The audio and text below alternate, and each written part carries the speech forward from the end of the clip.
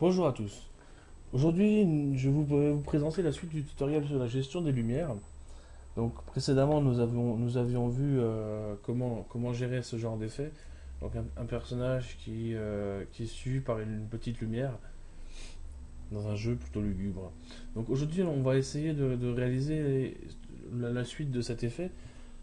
Et j'aimerais bien en fait créer une lampe torche. Donc c'est-à-dire que là où je vais pointer ma souris, une lumière affiche l'endroit pointé. Donc pour faire cela, on va aller sur le panneau des lawyers, ici, là. Et nous allons nous mettre sur ce calque-là. Donc sur ce calque, nous allons ajouter une light. Donc je clique, je valide. Voilà ma light, je vais la faire plus petite.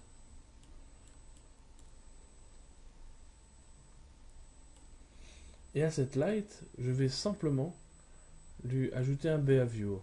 Donc le behavior, donc je vérifie qu'elle est bien sélectionnée sur le bon lawyer. Si la light est sur le lawyer d'en dessous, ça ne marchera pas. Donc je vérifie qu'elle est bien sur le lawyer de dessus.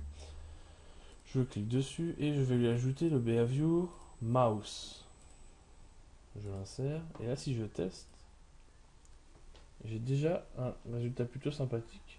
Donc ma lumière suit ma souris. Je peux toujours bouger mon personnage.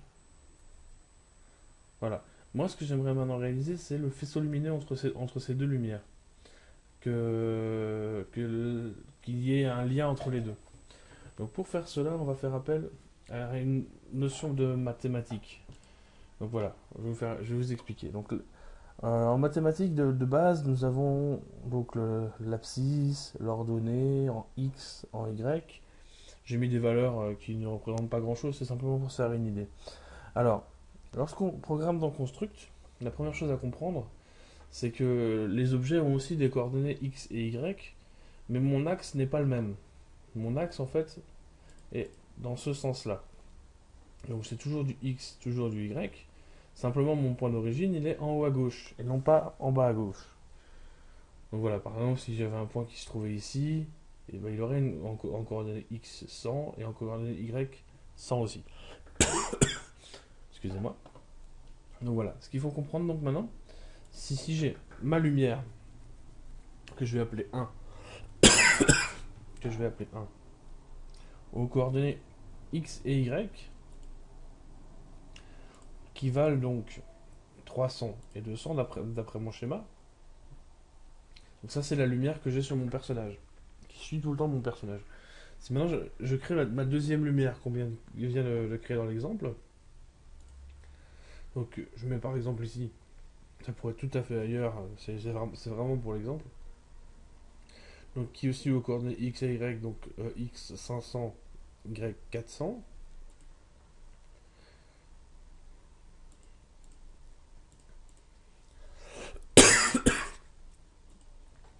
En fait, moi, ce que je veux maintenant, c'est créer la liaison entre les deux.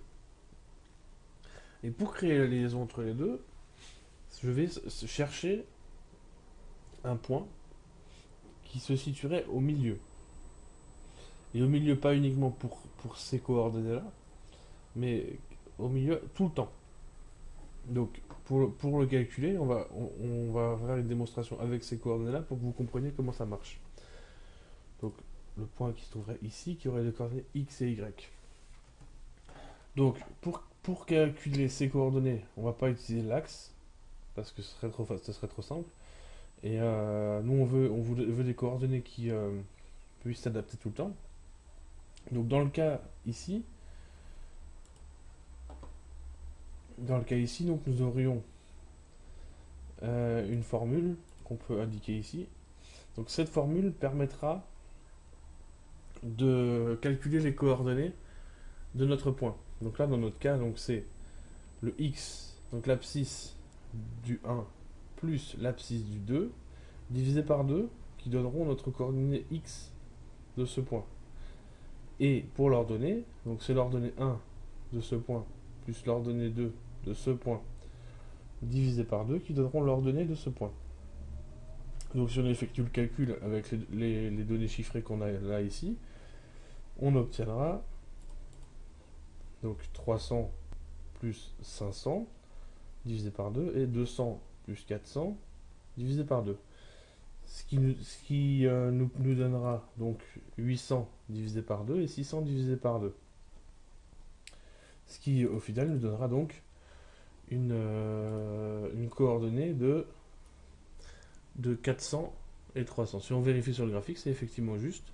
L'abscisse est bien de 400 et l'ordonnée est bien de 300. Donc voilà. Donc l'idée c'est donc de réaliser un point qui va toujours se situer entre les deux et par la suite une multitude d'autres points, d'autres lumières qui donneront au final un faisceau lumineux. Donc on multipliera à chaque fois, on prendra la moitié de la moitié, la moitié de la moitié, et ainsi de suite. Donc c'est peut-être un petit peu compliqué comme ça, mais je vais vous montrer dans Construct ce que ça donne. Alors, donc ce que l'on va faire, donc on a bien nos deux lights qui sont déjà présentes.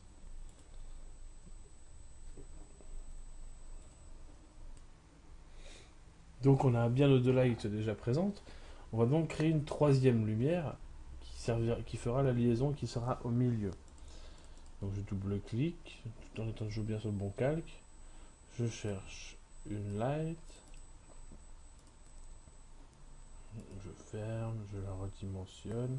Alors ce qui serait intéressant, donc, ce serait de donner des tailles de plus en plus grandes. Après c'est vous qui voyez. Mais en fonction de... Donc celle du bout serait la plus grande. Celle du milieu serait un peu plus petite. Et la finale, qui serait sur le personnage, la plus petite. Ça fait une transition. Donc voilà. Donc maintenant je vais donner des coordonnées à cette lumière. Donc pour ce faire, je vais dans mon Event Sheet Editor, j'ajoute une action. Donc ma lumière 3, donc c'est la dernière que j'ai rajoutée. Je vais lui dire cette position. Et là, on va lui dire. Alors je vais chercher. On peut taper les coordonnées ou on peut les chercher directement en bas. Donc je vais chercher donc, les coordonnées de ma première lumière. Je veux ces coordonnées en X, vu qu'on est sur la ligne des X. Donc je veux sur X, voilà. Donc ça c'est les coordonnées X de la lumière 1. La lumière 1 n'a pas de chiffre. Donc comme on l'avait dit tout à l'heure, donc c'est les coordonnées en X de la première lumière plus les coordonnées en X de la deuxième lumière, donc light2.x, donc le tout entre parenthèses, pardon, et diviser tout ça par 2. Pour les Y, je vais faire un copier-coller, c'est la même formule, sauf que je remplace mes X par les Y. Je fais finish, et normalement, si je teste, je devrais avoir effectivement ma lumière entre les deux. Alors comme vous voyez, on a si on écarte trop la souris, on a des espaces. Donc l'idée c'est de répéter l'opération, mais cette fois-ci de rajouter une lumière entre la première et celle du milieu, et de rajouter ensuite une lumière entre celle du milieu et la dernière. Et donc lors du calcul de cette formule, au lieu de mettre la première et la dernière, on met la première et celle du milieu. La première et celle du milieu.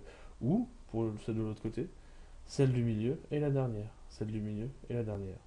Donc voilà, donc je ne vais pas le refaire ici.